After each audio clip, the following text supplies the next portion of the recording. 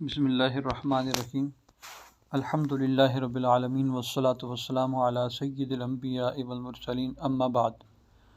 عزیز طلباء و طالبات، تفسیر بالماثور کے اسالیب میں سے ایک اسلوب آپ نے پڑھا تفسیر القرآن بالروایات الاسرائیلیہ، کہ اسرائیلی روایات کے ذریعے سے قرآن پاک کی جو تفسیر کی جائے وہ بھی تفسیر بالماثور کہلائے گی۔ اب اسرائیلی روایات کون سی ہیں اور اسرائیلی روایات ہمارے تفسیری ادب میں کیسے داخل ہوئی، اور اسرائیلی روایات کا حکم کیا ہے، کیا انہیں لکھنا، پڑھنا، پڑھانا، سننا، سنانا جائز ہے یا نہیں، یہ تین بنیادی سوال ہیں اس حوالے سے۔ پہلی بات کہ اسرائیلی روایات کن روایات کو کہا جاتا ہے، اس کا جواب یہ ہے کہ اہل کتاب یہود و نصارہ کی جو باتیں ہمارے اسلامی لٹریچر میں داخل ہوئی، چاہے وہ کسی بھی ذریعے سے داخل ہوئی، ان تمام باتوں کو اسرائیلی روایات کہہ دیا جاتا ہے۔ ان روایات کو اسرائیلی روایات اس لیے کہہ دیا جاتا ہے کہ بنی اسرائیل سے نقل ہو کر ہمارے مذہبی لٹریچر کا حصہ بنی، ہماری تفاسیر میں لکھی گئی۔ یہود و نصارہ چونکہ بنی اسرائیل ہیں، یہاں میں آپ کی ایک اور الجھن دور کرتا چلا جاؤں۔ عام طور پہ لوگ اس میں کنفیوز ہوتے ہیں کہ کبھی تو کہہ دیا جاتا ہے بنی اسرائیل، کبھی اہل کتاب، کبھی یہودی، کبھی نصارہ، کبھی عیسائی۔ تو یہ کون لوگ ہیں؟ یہودی کون ہیں، عیسائی کون ہیں، نصارہ کون ہیں، بنی اسرائیل کون ہیں، اہل کتاب کون ہیں؟ تو یہ سب ایک ہی کچھ ہے جس کے لیے مختلف الفاظ استعمال کی جاتے ہیں۔ اصل میں بنیادی طور پر آپ یہ سمجھیں کہ ابراہیم علیہ السلام کے دو بیٹے تھے، اسحاق علیہ السلام اور اسماعیل علیہ السلام۔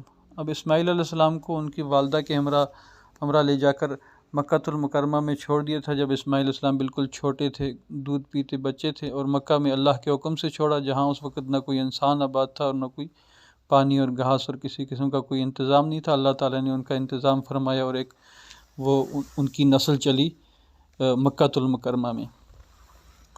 جبکہ اسحاق علیہ السلام جو ابراہیم علیہ السلام کے بیٹے حضرت سارہ سے تھے، وہ ان کے ساتھ ہی وہاں عراق میں رہ رہے تھے۔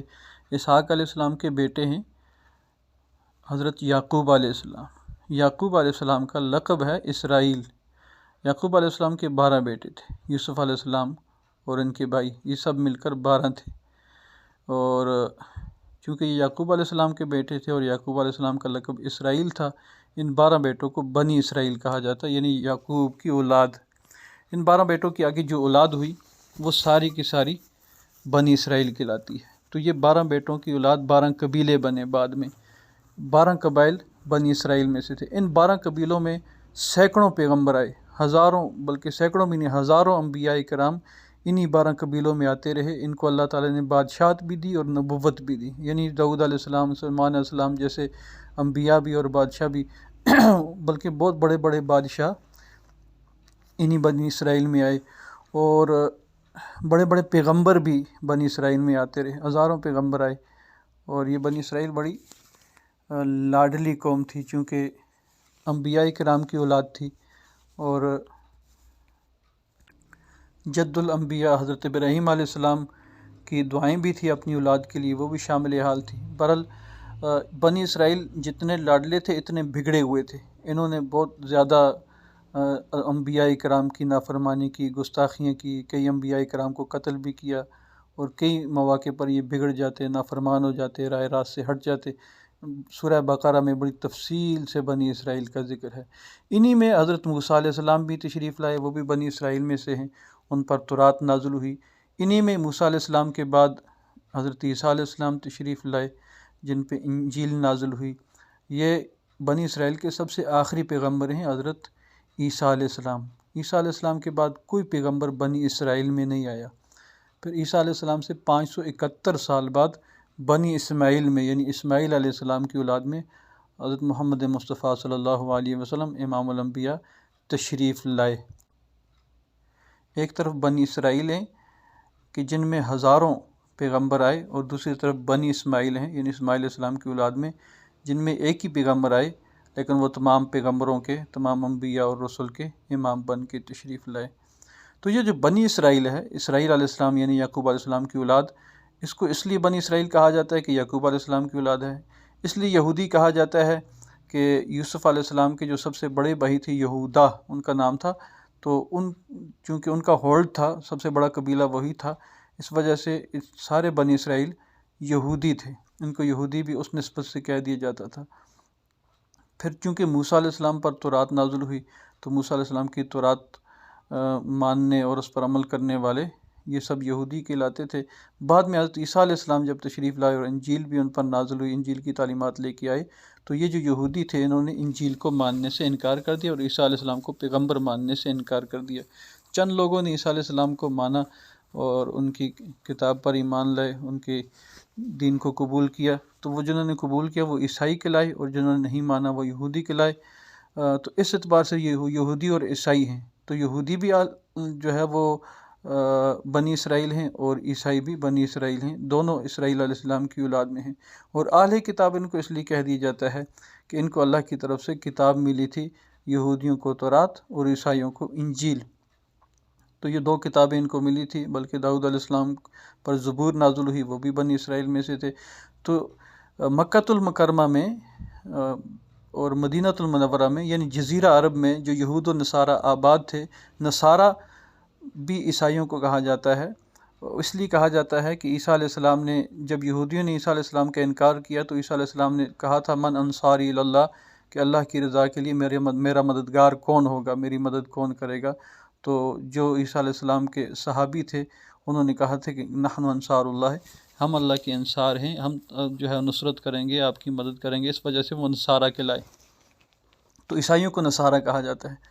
تو یہودی کہا جائے، عیسائی کہا جائے، یا یہود و نصارہ کہا جائے، یا بنی اسرائیل کہا جائے، یا اہل کتاب کہہ دیا جائے، تو آپ ان سب باتوں کو سننے کے بعد یہ سمجھ جائیں گے کہ یہ حضرت یعقوب علیہ السلام کی جو اولاد تھی، یہ ان کے لیے یہ القاب استعمال ہوتے ہیں یا الفاظ استعمال ہوتے ہیں۔ جزیرہ عرب میں خاص کر مدینہ کے ارد گرد 3 قبائل تھے، بنو قریظہ، بنو قینقاع اور بنو نذیر، یہ یہودیوں کے قبیلے تھے۔ تو یہودی بھی رہتے تھے، عیسائی بھی رہتے تھے، یہ کتابیں پڑھا کرتے تھے، ان کے پاس آسمانی کتابیں تھیں، اگرچہ وہ رد و بدل کی ہوئی تھی، تحریف شدہ تھی، لیکن وہ آسمانی کتابیں موجود تھیں، اور یہ ایک مذہب سے تعلق رکھنے والے تھے۔ اس کے مقابلے میں مدینہ کے قبائل اوس و خزرج یا مکہ کے جو مشرکین تھے، ان کا کوئی مذہب نہیں تھا، اپنے آپ کو دین ابراہیمی پر کہتے تھے، لیکن بت پرست تھے، بتوں کو پوجتے تھے، کوئی آسمانی کتاب بھی ان کے پاس نہیں تھی اور کوئی آسمانی مذہب بھی ان کے پاس نہیں تھا۔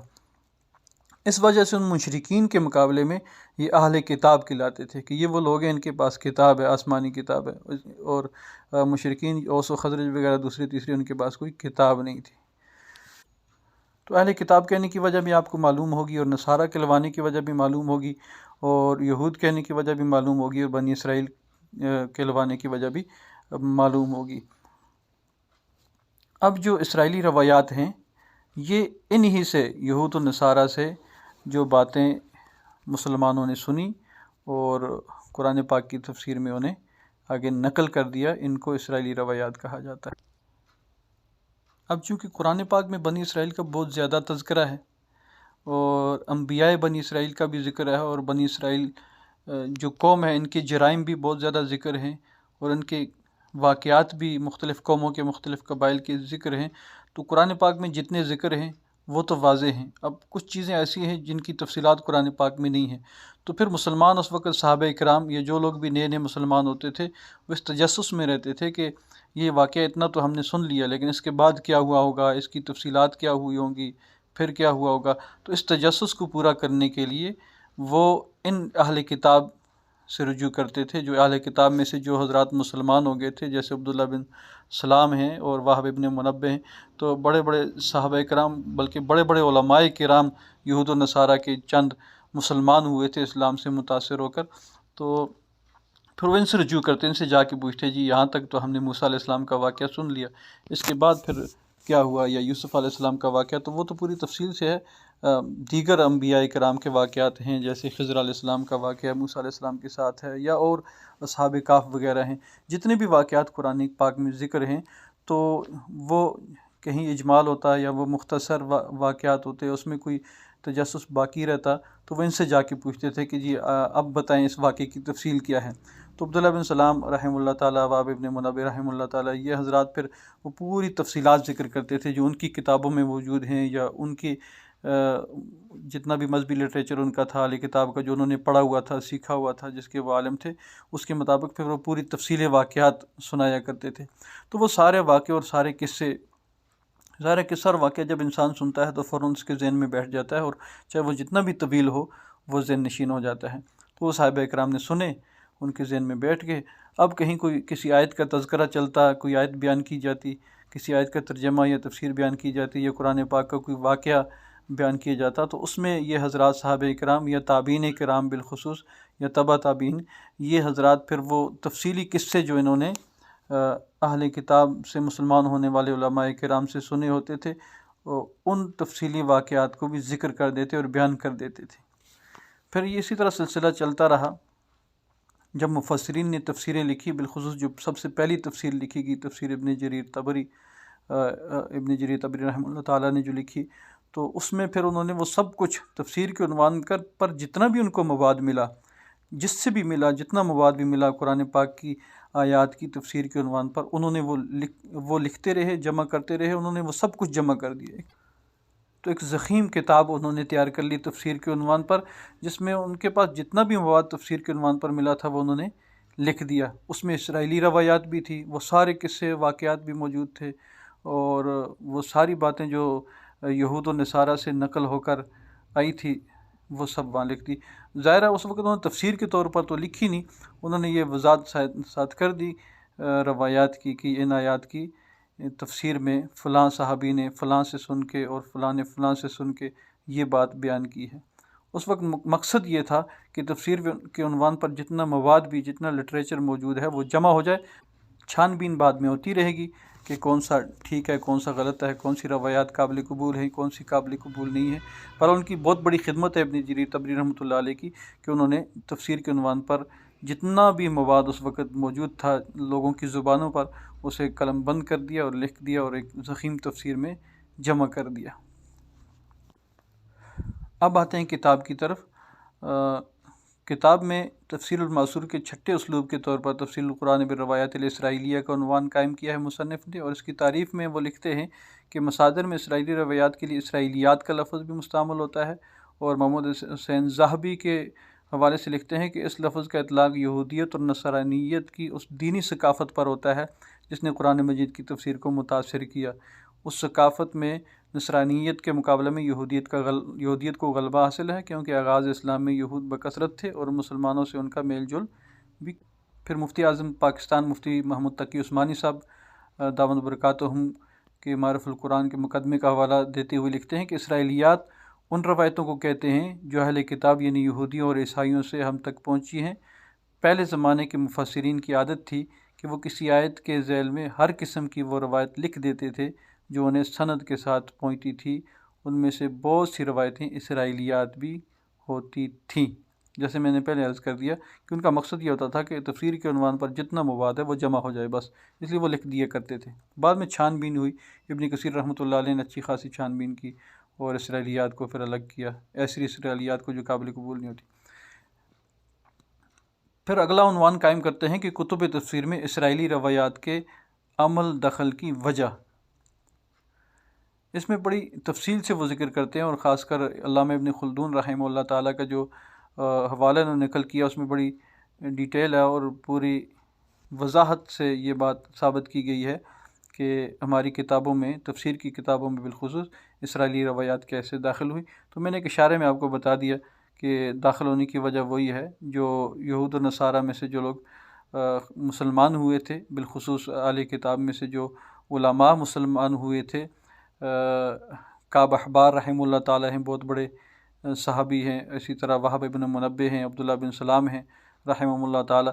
یہ سب حضرات جو ہے اپنے دور کے اور اپنے مذہب کے بہت بڑے بڑے علماء تھے اور بڑے ماہر تھے۔ پھر انہوں نے اسلام قبول کیا، تو ان سے روایات سنتے رہے مسلمان، اور ان روایات کو آگے نقل کرتے رہے، بیان کرتے رہے۔ مصنف نے علامہ ابن خلدون رحمہ اللہ تعالیٰ کی ساری تحریر کا خلاصہ نکالا ہے، 4 پوائنٹس ذکر کیے ہیں۔ وہ لکھتے ہیں کہ یہود و نصارہ سے منقول روایات کو عربوں نے یہود سے قبل اسلام جاہلیت میں سنا، نہ کہ بعد اسلام، کہ اسلام سے پہلے جاہلیت میں یہ ساری باتیں مسلمانوں نے اس وقت جب مسلمان نہیں ہوئے تھے انہوں نے عربوں نے سن رکھی تھی ساری باتیں، یہ قصے کہانیاں ساری. جب مسلمان ہوئے تو ان کے ذہن میں وہ قصے کہانیاں پہلے سے موجود تھی، اور جب قرآن میں اس طرح کی باتیں نازل ہوئی تو ان کے ذہن میں وہ قصے دوبارہ تازہ ہو گئے، تو انہوں نے وہ واقعات بھی آگے نقل کرنا شروع کر دیے. دوسرا یہ کہ یہ روایات یہ اخبار عربوں کے اذہان میں محفوظ رہی تھی کہ اسلام آ گیا اور وہ اس میں داخل ہو گئے.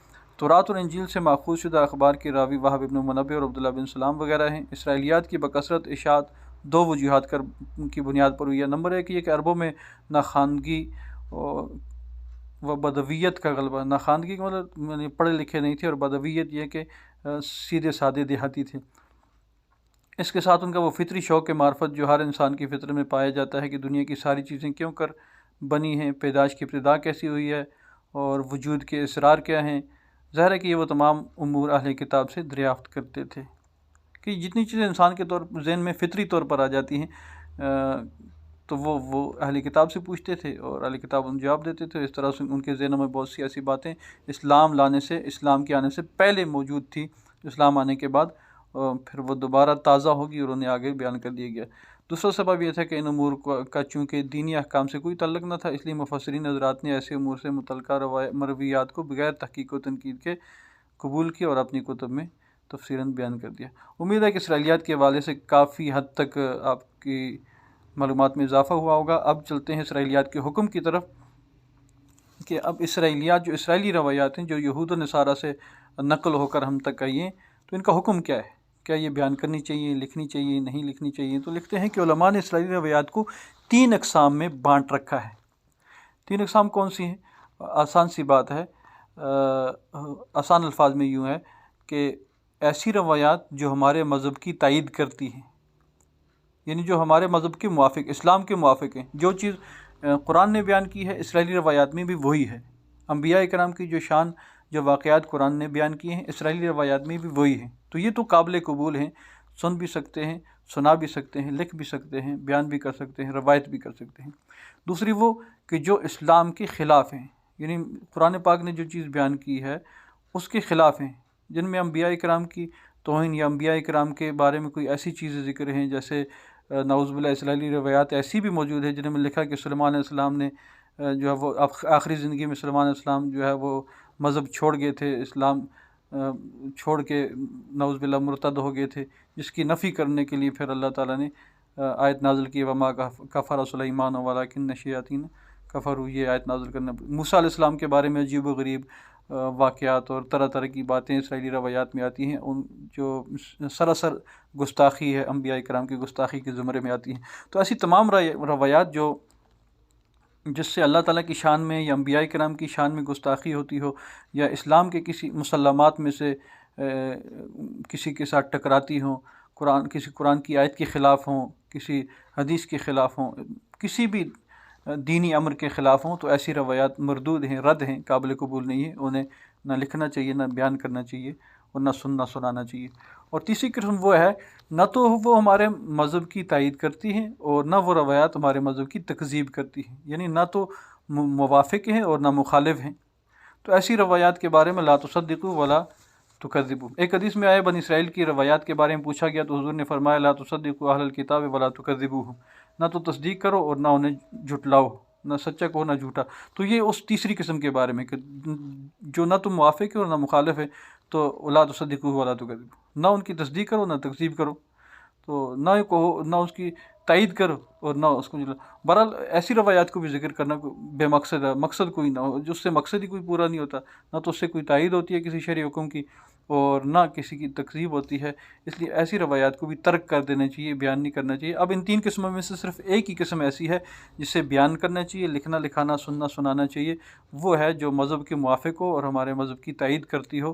اس کے مقابلے میں جو مذہب کے مخالف ہو اور تکذیب کرتی ہو، یا جس میں نہ تکذیب ہو نہ تائید ہو، تو ایسی روایات کو بیان کرنے سے احتراز کرنا چاہیے، بچنا چاہیے. اب آپ خود اس نتیجے پر پہنچ چکے ہوں گے کہ تفسیر القرآن بالروایات الاسرائیلیہ جو تفسیر بالماثور کا 6واں اسلوب ہے، ان روایات سے وہی روایات مراد ہیں جو قرآن پاک کے موافق ہیں، جو ہمارے مذہب کے موافق ہیں. جو مخالف ہیں ان روایات سے تفسیر بیان کی جائے تو وہ تفسیر بالماثور نہیں کہلائے گی، بلکہ اسرائیلی روایات میں سے صرف ان روایات کو تفسیر بالماثور میں شامل کیا جائے گا جو قرآن پاک کی تعلیمات کے موافق ہیں۔ تو یہ تھا ہمارا تفسیر بالماثور کا چھٹا اسلوب، تفسیر القرآن بالروایات الاسرائیلیہ۔